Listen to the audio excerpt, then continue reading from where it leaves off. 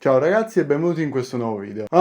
Finalmente dopo un mese sono tornato. Allora, come siete stati durante queste vacanze? Io bene, grazie per avermelo chiesto. Oggi si parla di Cattivissimo Me 4. Allora, qualche settimana fa circa sono andato a vederlo e diciamo che ho da dirci. Allora, innanzitutto, prima di guardarlo, ho provato a riflettere su quali fossero le trame di film precedenti, per capire se sarebbe stato subito, perché non volevo subito saltare alla conclusione e dire no, questo è un film di merda, ma anzi ho cercato di dargli una seconda possibilità, diciamo. E devo dire che da quello che ricordo il terzo era il più brutto. Questo perché? Perché il terzo non aggiungeva niente alla trama e ci eravamo rimasti che Gru e la tizia con i capelli rossi perdevano il lavoro, ma poi lo riprendevano. Quindi già da questo dovremmo capire che non è proprio un sequel molto utile per la trama. E io vi dico, io pensavo che questo film sarebbe stato molto difficile da guardare, perché tra le prime battute proprio molto accoglienti c'era una capra che si cagava addosso, però anzi mi ha invece sorpreso. Le animazioni rispetto a quelle di Kung Fu Panda 4 erano fatte molto bene e qualche battuta mi faceva ridere, anche se non tutte, però in generale sì, è stato un bel film. Detto questo, grazie per aver visto il video e ci vediamo al prossimo. Ciao!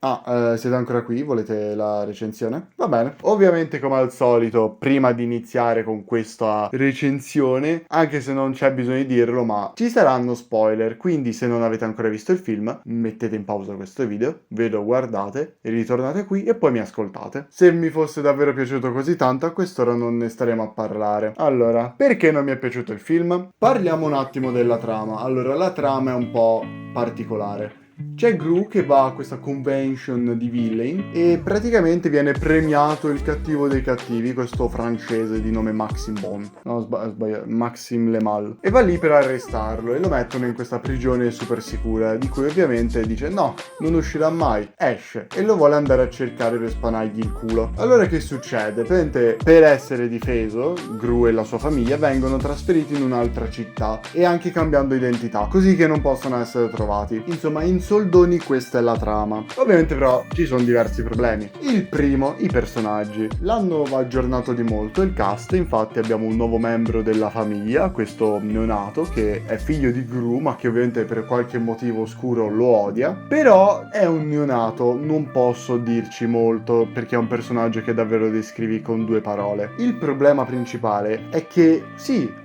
Gru lo usi perché sapete com'è, cattivissimo come il protagonista, però il resto della famiglia è un po' debole. Il problema principale di riutilizzare lo stesso cast per ogni singolo film è che se diciamo le loro storie si erano concluse molti film fa, ovviamente ritirarle fuori a casaccio diciamo che non è che dia proprio il loro perché. Però tralasciando questo, qui ti trovi in una nuova location, quindi dargli una nuova storia ci potrebbe anche stare. L'unico problema è questo, è che mentre le figlie minori riuscivano a stare a questo gioco, questa nuova storia, Margot e la moglie di Gru, di cui non mi ricordo il nome, non stanno affatto sotto la trama. Questo perché Margot principalmente arriva che ha solo e unicamente un mood, letteralmente è fissa depressa, non cambia mai emozioni e letteralmente arriva che è sempre con non ho amici, buh. Si vede anche in una scena in cui Margot viene poi anche bullizzata e allora dici ok, quindi succederà qualcosa, cioè farà qualcosa Margot. No, cioè anzi, l'unica amicizia che poi fa è con la figlia dei vicini alla fine del film e dura mezzo pomeriggio. Per il resto non è che fa amicizia con la scuola, non è che la figlia dei vicini, che anche lei andava nella stessa scuola, gli ha presentato delle sue amiche, ha fatto qualcosa per socializzare. No, non fa nulla. Stessa cosa la madre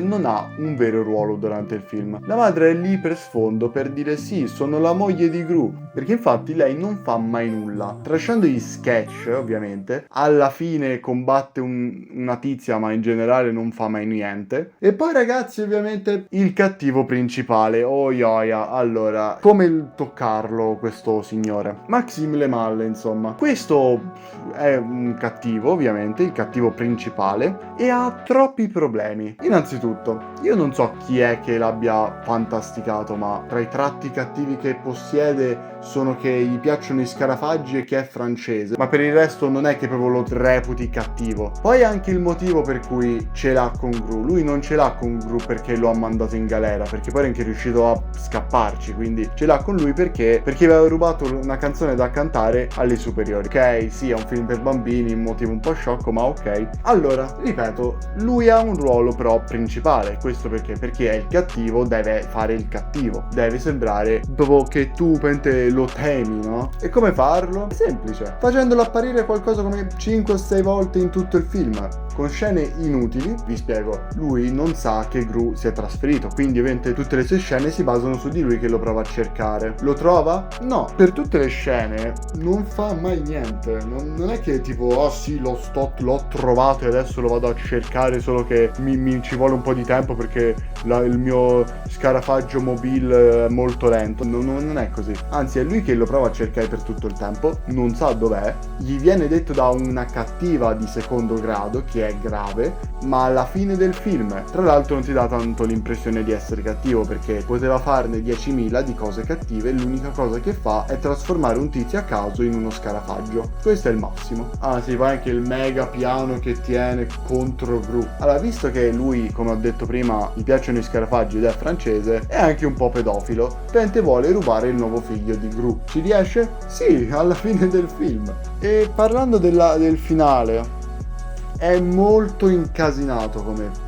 scena finale, perché intanto qui c'è una sorta di uno pseudo combattimento finale, ma è abbastanza debole. Non è pessimo come quello di Kung Fu Panda 4, ma di sicuro non è neanche tanto, diciamo, godibile. Il problema è che sembra fatto tutto di fretta, perché riesce ad aprire il bambino, riesce a prendere a pugni Gru, ma è tutto fatto in pochi minuti e quindi ti sembra tutto velocizzato e che per forza di cose deve finire così. Allora io vi dico, il film è buono, ok? Non è uno di quelli che mi riguarderei più di 2 volte, ma non è neanche così tanto inguardabile. Un difetto molto preoccupante, diciamo, è che trasciando va bene, ok, trasciando che non ti dà l'impressione che ci sia un cattivo per tutto il film, però c'è anche un altro discorso, cioè che quando c'erano le scene tenere, quelle in cui, non so, ti devi sciogliere il cuore, non è che il film te lo faceva capire che questa scena è una scena tenera, dai su, commuoviti, no, te lo dice proprio, cioè succede qualcosa di tenero, tipo non so, il figlio e Gru che finalmente vanno d'accordo, non è che